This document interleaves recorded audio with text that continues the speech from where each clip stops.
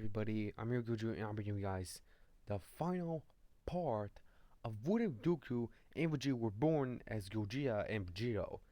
Now, in the previous part, I of course explained what happened with God's destruction being corrupted by a dark priest so he can get his ideals of becoming the next Omni King.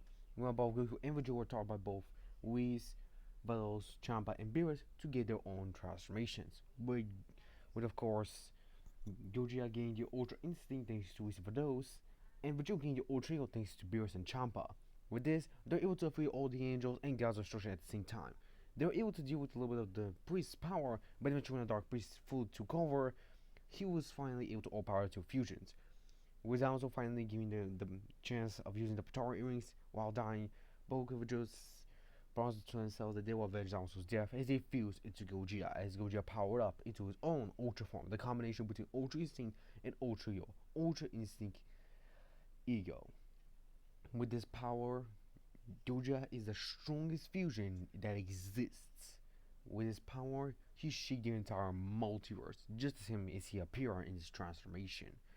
Seemingly as the fusion is now incredibly stable due to the two warriors able to fully master these powers, unlike their other counterparts.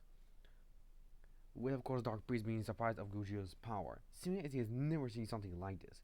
Gogeta tells him that he's gonna make this quick for the priest, but he's gonna make him slow and painful when he experiences all of it. The priest just laughs and tells Gogeta to bring his all. With Gogeta just throwing out an air punch, it sends the priest flying out of the Omnipasal palace. It has shocked the priest as he's never seen that type of power before, not even by himself.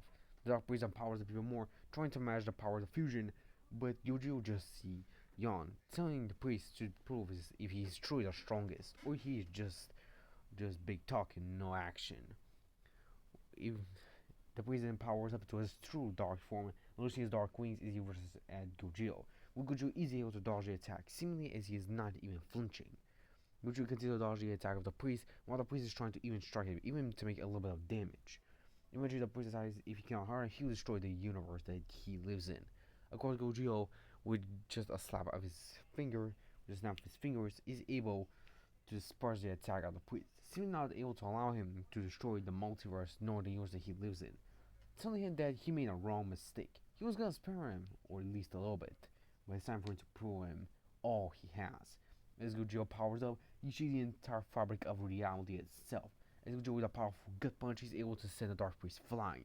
But as soon as he said flying, he splits into two parts, with one of them being the Dark Priest, while the other being the original Daishinken. While Gogeta is able to grab Daishinken and put it to the ground on the Omni Palace, he tells him asks him if he's alright.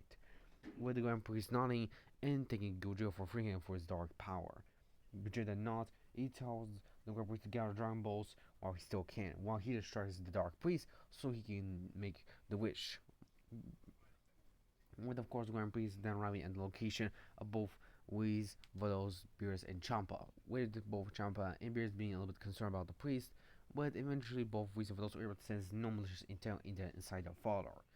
But they able to realize that Gogeta has freed him for the Dark Priest's control. Eventually we use the Super Dragon Ball to survive all gods of destruction and purify them. The Dark Priest will get angry seemingly as he has no negative emotion to draw from. But he says if he cannot draw for this multiverse, he'll draw for every timeline. But Gogeta will be able to stop the priest as he will able to break the fabric of reality, going to a separate dimension. As the Dark Priest and Gogeta will face off against one another, seemingly as our powers are probably creating a time-space itself. As seemingly other warriors are fighting inside their fusions and powerful warriors inside these powerful energies that they're creating, their own auras. As they consider their battle, seemingly as they're creating an entirely new dimension. As Gogeta's power is overwhelming the priest, seemingly as his strength, speed, and durability is more than enough to match the priest, if not even overpower him.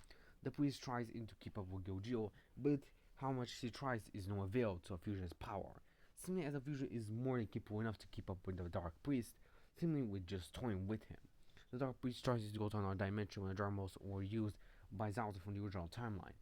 But Gogeta is able to stop him and actually see the original timeline for just a split moment. But in that split moment, he's able to see the entire backstory of both Goku and Vegeta, similar to his own two separate lives.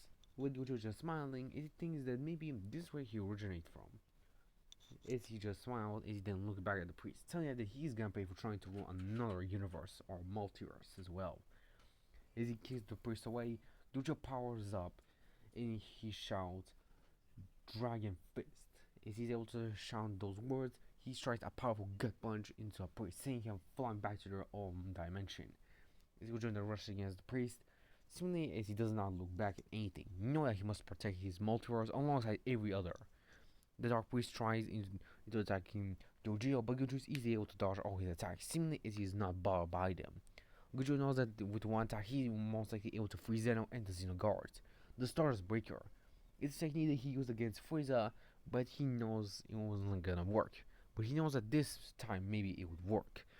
But Gogeta just has to draw just enough power so he can focus only on the dark energy and not on Zeno and the Xeno guards. Of course, this is much more tougher than it seems, but Gogeta is easily able to pick up the pace due to his dexterity being much more higher than that of the priest. Able to practically use the maneuvers to practically dodge the Grand Priest's attack, the Dark Priest, while also powering up his attack. Is the battle still continues on, seemingly as both words are not exhausted. If really why Gojo is not defusing, is because his power is so much that not even the Patarians can defuse him. Only by his free will, Gojo can be defused. As the battle still continues on, seemingly the Dark Priest is starting more and more as he continues the battle. Gojo is just starting the battle. As he continues to power up, seemingly his power not ending as well. With the priest's power, seemingly the rise of Gojo's incredible strength and power. Eventually, Gojo is able to finally charge off his Stardust Breaker, using it to fully eradicate the Dark Priest, leaving nothing of him behind. Seemingly as now, nothing is left of the Dark Priest but Zeno and the Xeno guards. The way Gojo's quick thing, he's able to heal Zeno before he's able to succumb to his injuries, due to knowing that the Dark Priest absorbed him before Zeno could die. With this, Zeno thanks Gogeta. What Gogeta does not is he teleports him back to the Omni Palace. The Grand Priest apologizes for letting his emotions take control over his body, but Zeno does not blame him. It was just the other personality that took control over him. It's not his fault.